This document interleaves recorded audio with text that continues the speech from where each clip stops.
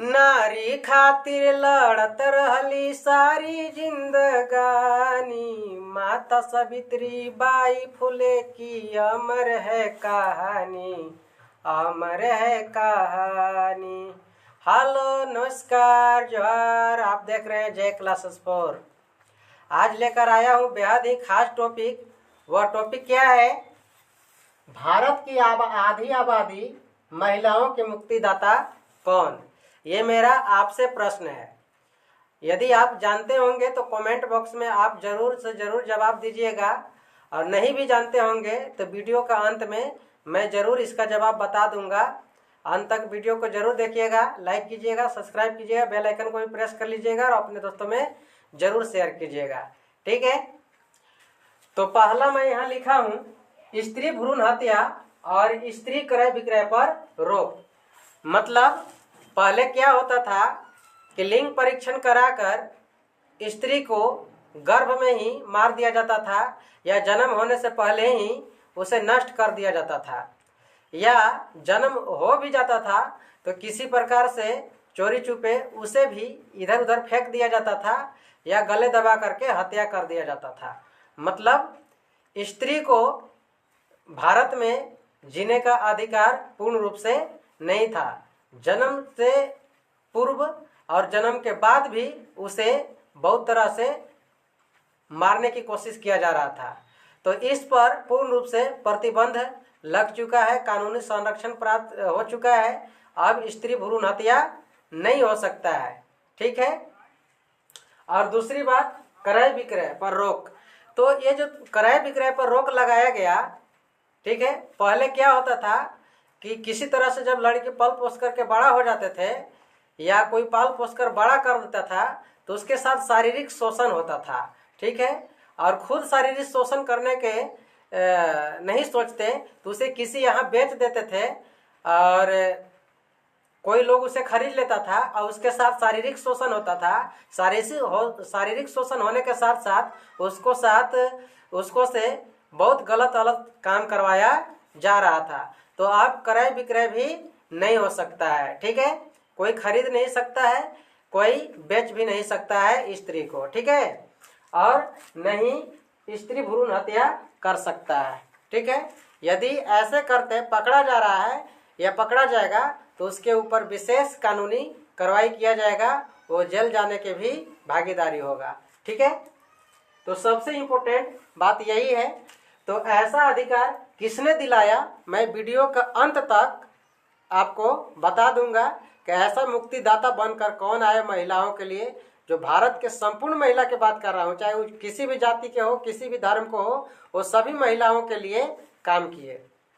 ठीक है, दूसरा क्या है, पुरुषों से तलाक लेने और जीविका प्राप्त करने का अधिकार।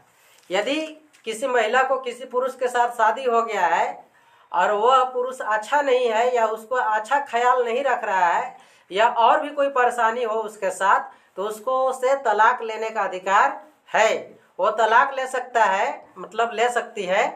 ठीक है, और जीविका भी प्राप्त करने का अधिकार है। मतलब जो जिस पति से तलाक लेगी उसे जीविका प्राप्त करने का अधिकार है। वो अपना भरण पोषण के लिए, जीवन निर्वाह के लिए तलाकशुदा पति से संपत्ति मांग सकती है, या कोई साधन मांग सकती है। मतलब उसे जीवन निर्वाह करने का आपसे जीविका प्राप्त करने का अधिकार होगा। ठीक है, तो ऐसे महिलाओं का अधिकार पहले नहीं था, लेकिन महिलाओं के लिए मुक्तिदाता बनकर के आए, वो कौन थे, ये वीडियो का अंत में बताऊंगा। मैं 2 बार रिपीट किया हूँ, अब आगे बार बार रिपीट नहीं करूंगा। वीडियो को पूरा अंत तक जरूर देखिएगा और अपने दोस्तों में जरूर शेयर कीजिएगा। ठीक है, तीसरा है महिलाओं को वोट देने का अधिकार और छुट्टी लेने का अधिकार। यानी पहले महिलाओं को वोट देने का भी अधिकार नहीं था। लोकतंत्र में हम सब कहने का अर्थ है भारत के सभी महिला जो हैं, सभी लोग वोट देने जाते हैं। उनको वोट देने का पहले अधिकार नहीं था। ठीक है, लेकिन उनको वोट देने का भी अधिकार मिला और अपना मनपसंद से सरकार को चयन करने का अधिकार मिला। आज जो भी मैया सम्मान योजना या और भी लाभ मिल रहा है, तो ये केवल राजनीतिक लाभ जो मिल रहा है ये वोट के कारण लाभ मिल रहा है। ठीक है, यदि ये वोट देने का अधिकार नहीं होता तो आपको आज के टाइम में मैया समान योजना भी नहीं मिलता। ठीक है, आगे भी शायद मिल सकता है, एक से एक सरकार आएंगे, अपना अपना योजना लेकर आएंगे और महिलाओं के लिए लाभ मिलता ही रहेगा। ठीक है, किसी न किसी प्रकार से महिला को लाभ मिलेगा। लेकिन आप समझ सकते हैं कि महिलाओं को वोट देने का भी अधिकार नहीं था, लेकिन आज वोट देने का अधिकार है, वो अपने मन पसंद से सरकार को चुन सकते हैं। और छुट्टी लेने का अधिकार, छुट्टी लेने का अधिकार ये है कि आप यदि कहीं काम कर रहे हो, ठीक है, कोई प्राइवेट सेक्टर में या सरकारी सेक्टर में काम कर रहे हो, तो आपको छुट्टी लेने का अधिकार है। मैटरनिटी से आप गर्भ अवस्था से हैं तो आपको छुट्टी लेने का अधिकार है, 2 महीना 3 महीना या इससे ज़्यादा भी होगा। ठीक है, आप ये देख सकते हैं। तो छुट्टी लेने का अधिकार है प्रसव से पहले, और प्रसव से कुछ दिन बाद तक भी छुट्टी लेने का अधिकार है यदि आप किसी सेक्टर में काम कर रहे हो तो। ठीक है, अगला है समान कार्य के लिए समान वेतन। यदि स्त्री और पुरुष समान काम कर रहे हैं, समान कहने का मतलब है एक ही कार्य कर रहे हैं, तो एक ही कार्य के लिए उसे सेम वेतन दिया जाएगा, मतलब उसमें भेदभाव नहीं किया जाएगा। ठीक है, जैसे मान लीजिए कि कोई ढलैया का काम हो रहा है, तो उस ढलैया के काम में स्त्री और पुरुष के यहाँ अलग अलग वेतन नहीं दिया जाएगा, बल्कि दोनों को समान वेतन दिया जाएगा। पहले ये अधिकार नहीं था, यह अधिकार उन्हीं के वजह से मिला है जिसको अंत में मैं नाम बताने वाला हूँ। ठीक है, अगला है महिलाओं यानी कि लड़की को युवा लड़के से शादी करने या चुनने का अधिकार है। युवा लड़का से शादी करने या चुनने का अधिकार है। जो लड़की हैं, पहले लड़की को अपने मन पसंद से लड़का चुनने का अधिकार नहीं था, जिससे माता पिता शादी करा देते थे उसी से शादी कर लेना था, आप विरोध भी नहीं कर सकते थे। या पहले यह भी प्रावधान था कि 10 साल या 12 साल या आपको कुछ अकल भी नहीं है तभी आपको 30 साल के व्यक्ति से शादी करा दिया जाता था, 40 साल के व्यक्ति से शादी करा दिया जाता था। लेकिन अब आप शादी करने से ऐसे व्यक्ति से मना कर सकते हैं, या मना करने का आपको पूर्ण रूप से अधिकार है, पहले यह अधिकार नहीं था। ठीक है, तो यह भी अधिकार उन्होंने ही दिया जिनका मैं नाम अंत में बताऊंगा। ठीक है, आप समझ सकते हैं कि महिलाओं को युवा लड़का से शादी करने का अधिकार है या चुनने का अधिकार है। आज जितना भी लड़कियां लोग अपने मन पसंद से लड़का चुन रहे हैं ना, या पसंद करते हैं, फोटो मंगाते हैं व्हाट्सएप पर, यहाँ देखते हैं वहाँ देखते हैं, तो ये सब पहले आपका अधिकार नहीं था, केवल लड़कों का अधिकार था या पुरुषों का अधिकार था, लेकिन लड़की को अधिकार नहीं था। ठीक है, आप नहीं देख सकते थे। तो यहाँ पे लड़कियों के भी मर्जी का होना आवश्यक हो जाता है शादी में, कि आपको लड़का पसंद है, आपको लड़का अच्छा लग रहा है, तो ये भी चुनने का अधिकार केवल टू केवल उन्होंने ही दिया है। ठीक है, और अगला क्या है, एक स्त्री के रहते दूसरी शादी करने का अधिकार पर प्रतिषेध है। यानी कि यदि आप किसी एक पुरुष से शादी कर लिए हैं तो वह पुरुष किसी दूसरे महिला से शादी या दूसरे स्त्री से शादी नहीं कर सकते हैं। मतलब कि स्त्री के रहते हुए कोई दूसरा स्त्री से शादी नहीं कर सकते हैं वो पति जिससे आपके साथ शादी हुआ है या जिससे आप शादी करेंगे। ठीक है, पहले ऐसे होता था कि एक ही पुरुष 5 महिलाएं से शादी करते थे, 2 महिलाएं से शादी करते थे, 3 महिलाएं से शादी करते थे। लेकिन अब एक ही पुरुष के साथ एक ही स्त्री दूसरा शादी करने पर पूर्ण रूप से प्रतिषेध। हाँ, किसी किसी खास केसेस में ये पुरुष लोग शादी कर सकते हैं, तो ये अलग मैटर है, वो बाद में मैं बताऊंगा। लेकिन ये जो यहाँ पे मैटर है कि एक स्त्री के रहते हुए उसका पति किसी दूसरे पत्नी से शादी नहीं कर सकती है, दूसरे लड़की से शादी नहीं कर सकती है। ठीक है, अब अगला क्या है, लिंग भेदभाव पर प्रतिषेध। मतलब कि स्त्री और पुरुष में किसी भी प्रकार के भेदभाव नहीं किया जाएगा। अगर भेदभाव किया जाता है तो उनके ऊपर कानूनी कार्रवाई किया जाएगा। ठीक है। और नौकरी, खिलाड़ी आदि बनने का पूर्ण रूप से अधिकार है। नौकरी प्राप्त करने का अधिकार है, नौकरी करने का अधिकार है, खिलाड़ी बनने का अधिकार है, आदि आदि बहुत सारे ऐसे काम हैं जो लड़कियों के करने का अधिकार है। यानी कि लड़कों के बराबर, पुरुषों के बराबर महिलाओं को भी करने का अधिकार है, वो कर सकते हैं यदि आप में क्षमता है तो। ठीक है।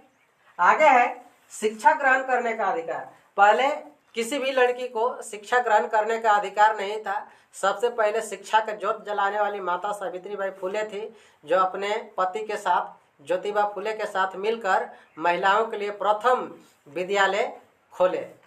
ठीक है। इसलिए महिलाओं के अग्रदूत, शिक्षा समानता के लिए लड़ने वाले माता सावित्रीबाई फुले ही है।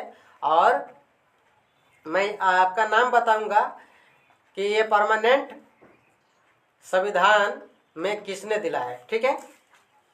ऐसे तो मैं, चलिए आगे बताते हैं। आगे क्या है?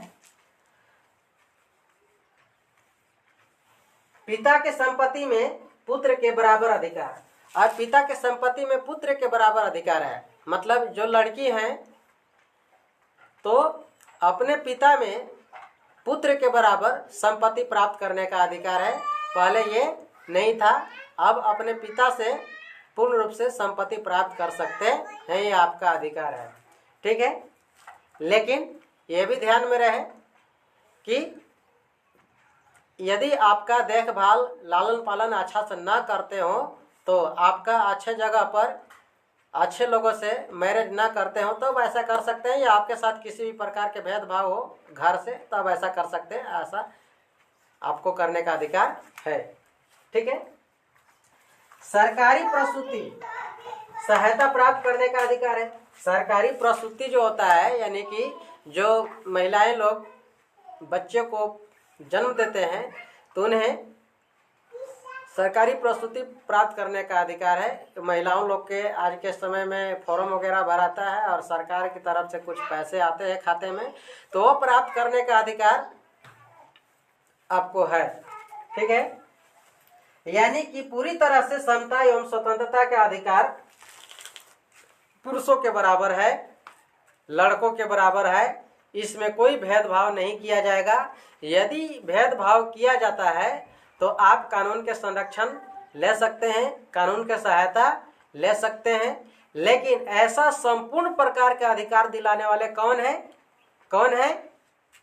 तो वो केवल टू केवल बाबा साहब हैं। बाबा साहब डॉक्टर भीमराव अंबेडकर ही हैं जो संपूर्ण महिलाओं के लिए मुक्तिदाता बने। भारत के महिलाओं की मैं बात कर रहा हूँ कि इस भारत के संपूर्ण महिलाओं के लिए, आधी आबादी कहा जाने वाली संपूर्ण महिलाओं के लिए डॉक्टर बी आर अम्बेडकर ही हैं। जितना डॉक्टर बी आर अम्बेडकर अकेले काम किए ना, उतना भारत के सभी लोग मिल के भी काम महिलाओं के लिए नहीं किए हैं। जो संविधान में लिख करके, परमानेंट रूप से लिख करके, हिंदू कोड बिल ला करके और आपको पुरुषों के बराबर अधिकार दिलाए, यानी महिलाओं के लिए भगवान से बढ़कर है। ऐसे तो महिलाओं को चाहिए कि हर घर में बाबा साहब के एक प्रतिमा हो, जिसके ऊपर रोज एक कम से कम फूल रख दें, जिसके वजह से आप कुछ भी कर पा रहे हैं तो केवल टू केवल इसका श्रेय बाबा साहब हैं। कोई आपका और मुक्तिदाता नहीं है, केवल टू केवल बाबा साहब है। बाबा साहब के बदौलत ही आप अच्छे अच्छे कपड़े पहन रहे हैं, अच्छे अच्छे नौकरी कर रहे हैं, शिक्षा ग्रहण कर रहे हैं। इसलिए बाबा साहब के नाम पर एक सैल्यूट तो बनता है। मैं चाहता हूँ सभी लोग जोर से बोलिए, जय भीम, नमो बुद्धाय।